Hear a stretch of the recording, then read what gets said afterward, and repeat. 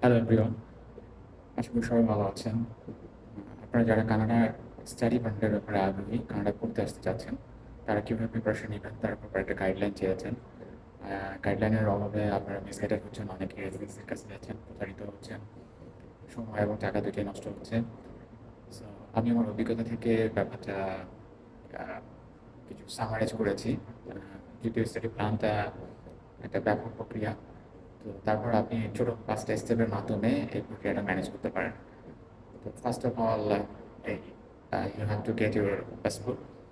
আশা করি আপনাদের passport already আপনাদের হাতে আছে। পাসপোর্টের মেয়াদ 6 মাস থাকতে হবে মিনিমাম, এবং আইএলটিএস এর প্রিপারেশন শুরু করে দেন।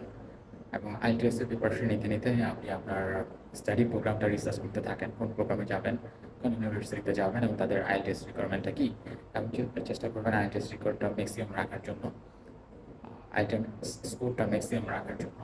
যেন আপনার শুধু ইউনিভার্সিটিতে এলিজিবল হলেই হবে না, আপনার ভিসা অ্যাপ্রুভালের একটা ব্যাপার আছে। The higher score you get, the higher chances are to get approve your visa. Okay, so number 2 হচ্ছে IELTS preparation score. Number 3 would be আপনার university selection and programme selection. আপনি কোন ইউনিভার্সিটি যাবেন, কোন প্রোগ্রামে পড়াশোনা করবেন, course fee, tuition fee, all those things.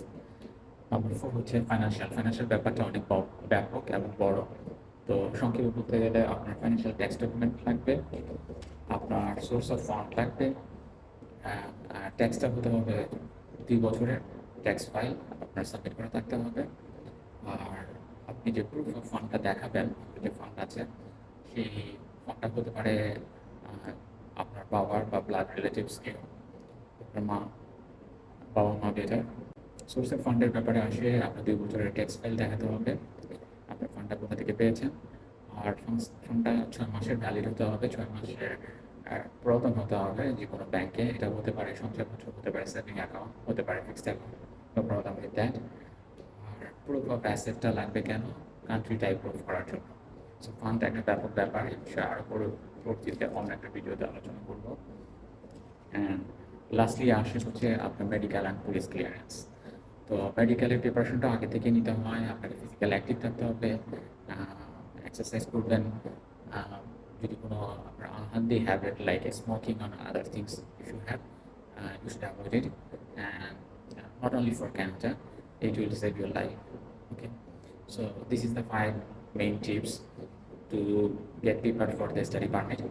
And আমি ব্যাপারে একটা চেকলিস্ট তৈরি করেছি আমি। তো সেই চেকলিস্টটা যদি ব্যাপারে আপনি যদি ইন্টারেস্টেড হন, প্লিজ কমেন্টস গিয়ে আপনার ইমেল অ্যাড্রেসটা দিয়ে দেন, আমি সেখানে সেই চেকলিস্টটা সেন্ড করে দিব। Okay, thank you so much, see you in Canada.